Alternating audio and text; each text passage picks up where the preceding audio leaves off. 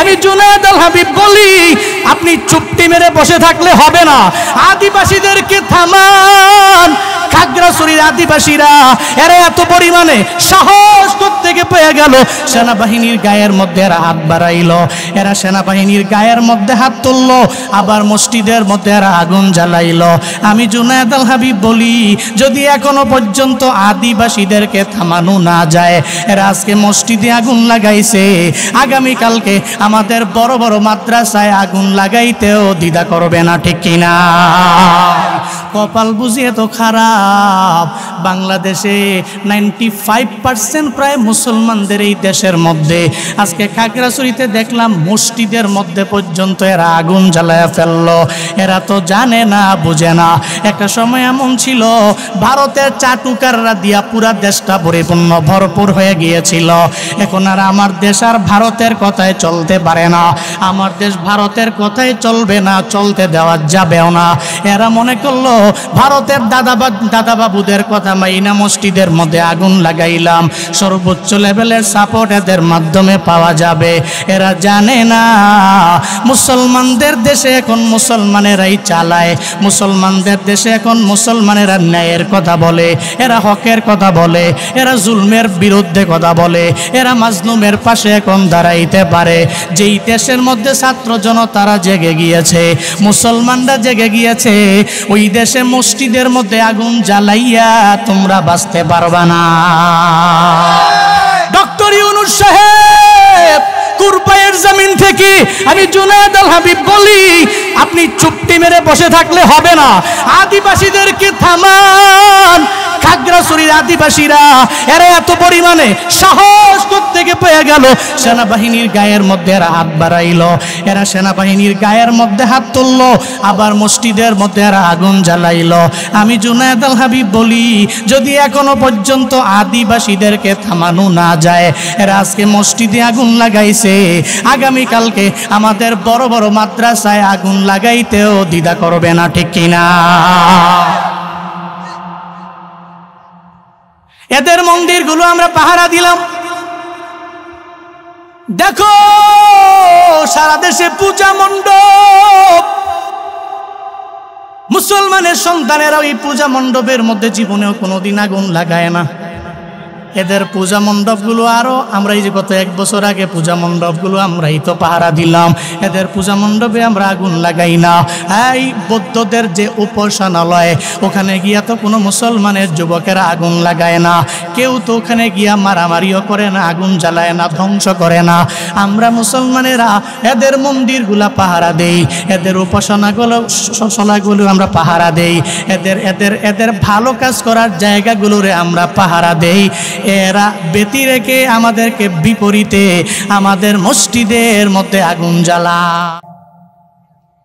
অথচ এটা কি পরিমাণে পবিত্র জায়গা। সেই পবিত্র জায়গায় গিয়ে বান্দা নামাজ আদায় করলে আল্লাহ কয়, বান্দা তোর যত জিন্দেগির নিয়ামত আমি আল্লাহ দিলাম, সব নিয়ামত একটা হিসাবও আমি আল্লাহ নিতাম না, নিব না। কেন নিবে না? কয়, তুই যদি আমার কুদরতি পায়ের মধ্যে সিজদা দাও, তুই যদি 5 ওয়াক্ত নামাজে একটু মসজিদে যাও, তুই যদি 5 ওয়াক্ত নামাজে আমি রবের কুদরতি পায়ে সিজদা দাও, আমি এত রাজি হব। তোরে যে আসমান দিলাম, জমিন দিলাম, সব আমি আল্লাহ দিয়া দিলাম, এত ফ্রি করে দিলাম। বান্দারে একটা হিসাবও নিব না। নামাজের কারণে, তুই রোজা রাখার কারণে, আমল করার কারণে, আমি রবের মানার কারণে আমি আল্লাহ সব নিয়ামতের কথা বইলা যাব, বেলা হিসাব আমি আল্লাহ জান্নাত দিব। অথচ অন্যের নিয়ে চিন্তা না কইরা নিজের নিয়ে চিন্তা করলে তার জন্য বেশি লাভ হইতো, কিন্তু এটা করে না। দেখবেন কার ক্ষতি কেমনে করা যায়, তার পরিবারটা অনেক বড় হয়ে গেল, এই চিন্তায় সে পড়ে গেল, তার একটা জাদু করা লাগবে, একটা বান মারা লাগবে, তাকে দুনিয়া থেকে বিদায় করে দেওয়া লাগবে। সমাজের মধ্যে এমন ব্যক্তি আছে, মদিনাওয়ালা নবী জানায়া দিলেন, আমার যে উম্মতেরা কোনো গণকের দরবারে যায়, যেই গণক ভবিষ্যতের কথা বলে, ওই গণকের দরবারে যে উম্মত যায়, নবীজি কয় আমার যে উম্মত কোনো জাদুকরের দরবারে যায়, ওর কাছে কাছে যাওয়া মানে আমি আল্লাহর পক্ষ থেকে জানিয়ে আসলাম, সে আমার একটাও মানে না, বরং সে কুফরি করে, অস্বীকার করে। আমি আল্লাহ তো হাদিসের মধ্যে, আমি নবী তো হাদিসের মধ্যে অনেক কিছু বান্দারে শিখাইয়া দিলাম, বিভিন্ন দোয়া, কিন্তু সে দোয়া পইরা মানুষের জন্য বরকতের দোয়া করে না, ও শুধু মানুষের পেছনেই লাগিয়া থাকে।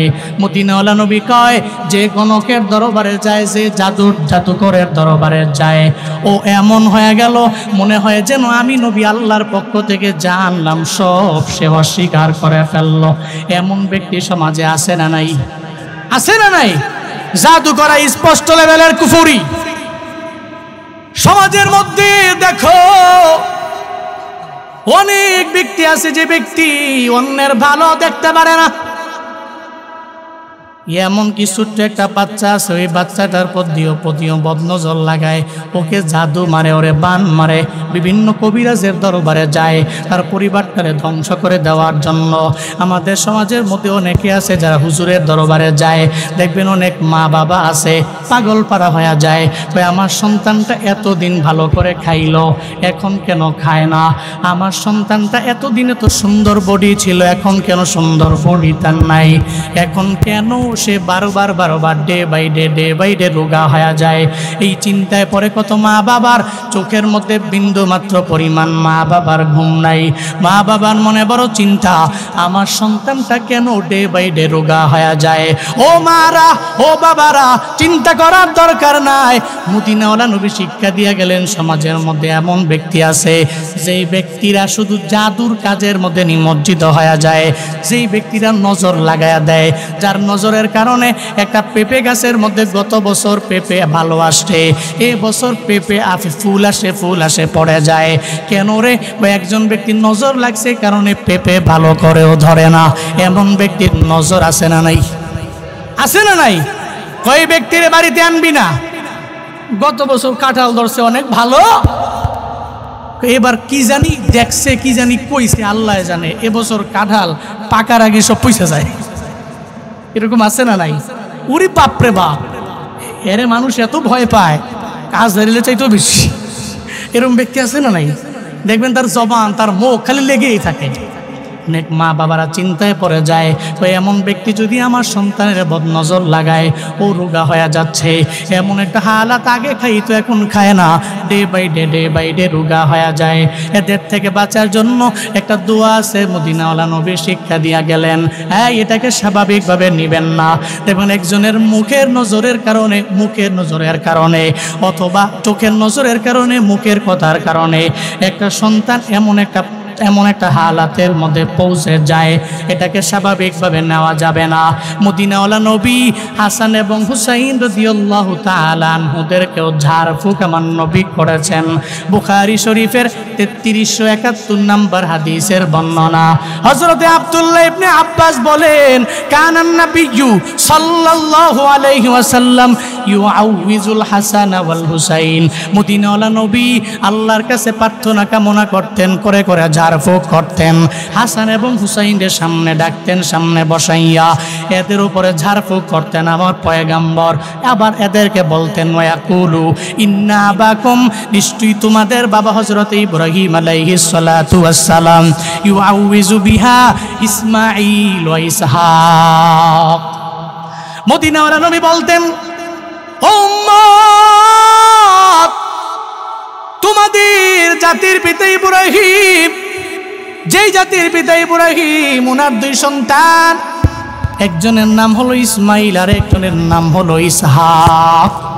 এই দুইজনের উনিও সামনে আনতেন, সামনে বসাইয়া ওই দুইজনেরও উনিও ঝাড়ফুঁক করতেন। কি বলে ঝাড়ফুঁক করতেন? ইব্রাহিম নবী ঝাড়ফুঁক দিতেন ওনার ছেলেদেরকে, আর মদিনাওয়ালা নবী ওনার নাতিতয়কে সামনে বসাইয়া ঝাড়ফুঁক করতেন কি বইলা। বুখারীর 3371 নম্বর হাদিস, নবীজি পড়তেন, আউযু বিকালিমাতিল্লাহিত তাম্মা মিন কুল্লি শাইতানিন ওয়া হাম্মা ওয়া মিন কুল্লি আইনিন লাম্মা আম্মা নবীজি সামনে বসাইতেন হাসান এবং হুসাইনরে বসাইয়া নবীজি আল্লাহর দরবারে বলতেন আউযু বিকালিমাতিল্লাহি তাম্মা, ও আল্লাহ তোমার দরবারে আমি প্রার্থনা কামনা করি আল্লাহ গো এই দুনিয়ার পৃথিবীর যত তোমার কালিমা আছে সব কালিমা দিয়ে আমি বললাম আমার আল্লাহর এত কালিমা এটা কোনো ব্যক্তির সব জানা নাই। মদিনাওয়ালা নবী বলেন দুনিয়ার যত কালিমা আছে সব কালিমা দ্বারা আমি তোমার দরবারে পানা চাই। কি থেকে পানা চাই? মিন কুল্লি শাইতান, সব শয়তানের শয়তানিয়াত থেকে আল্লাহ তোমার দরবারে পানা চাই। ও হাম্মা, ও আল্লাহ বিষাক্ত যত প্রাণী আছে পোকামাকড় আছে সব বিষাক্ত প্রাণী থেকে তোমার দরবারে পানা চাই। ও মিন কুল্লি আইনিন লাম্মা, ও আল্লাহ দৃষ্টির বদনজর যাদের কুনজর যাদের এই সমস্ত ব্যক্তি থেকে আমি তোমার দরবারে পানা চাই। নবীজি হাসান হুসাইনদের সামনে বসাইয়া এই দোয়া পরে পরে আমার নবী নাতিদেরকে ফোক দিতেন। ও মা বাবারা আপনিও যদি আপনার সন্তানদেরকে নিয়ে কবিরাজের দিকে না দৌড়াইয়া ডাক্তারের কাছে না নিয়া নবীজির হাদিসের উপরে আমল করে দোয়া কইরা ঝাড়ফুঁক দিতে পারেন আপনার সন্তান রোগা হবে না। আপনার সন্তানের ডে বাই ডে সুস্থ করে গড়ে তুলবেন কে? চিন্তা নাই তো, দোয়া আছে আউযু বিকালিমাতিল্লাহি তাম্মা মিন কুল্লি শাইতানিন ওয়া হাম্মা ওয়া মিন কুল্লি আইনিন লাম্মা। আমার সাথে সবাই পড়েন, একবার করে পড়ে নেন। বাড়িতে গিয়ে হুজুরদেরকে বলবেন লেখা দেন, বাংলা উচ্চারণ সহ প্রয়োজন লিখে দেন, আপনি মুখস্থ করে নেবেন। আমার সাথে একবার পড়েন আউযু, সবাই আউযু বিকালিমাতিল্লাহি তাম্মা মিন কুল্লি শাইতানিন ওয়া হাম্মা ওয়া মিন কুল্লি আইনিন লাম্মা। নিজেরাও শিখবেন, সন্তানদেরকে শিখাইয়া দিবেন। যারা ছোট ছোট বাচ্চা আছে এরা তো পারে না, এদেরকে স্কুলে নেওয়ার আগে সুন্দর করে পয়রা ফু দিয়ে দিবেন, কারণ নজর তো সত্য। নবীজি বলেছেন আন নাজরু হাক্কুন, আল্লাহ আইন হাক্কুন, সত্য তো। নবীজি বলেন তকদির ভাগ্য পরিবর্তন করার পাওয়ার যদি দুনিয়ার কোনো ব্যক্তিকে দেওয়া হইতো তাহলে বদ নজর যাদের লাগে, যাদের চোখ লাগে মুখ লাগে এই সমস্ত ব্যক্তিদের মাধ্যমে ভাগ্যেরও পরিবর্তন হয়ে যাইত। কত বড় কথা! এর মানে বদনজর সত্য, কিন্তু ভাগ্য পরিবর্তন তো কোনো ব্যক্তি করতে পারে না, এটা তো আল্লাহ করতে পারে। যদি কেউ করতে পারতো তাহলে বদনজর যে লাগায় ও করতে পারত।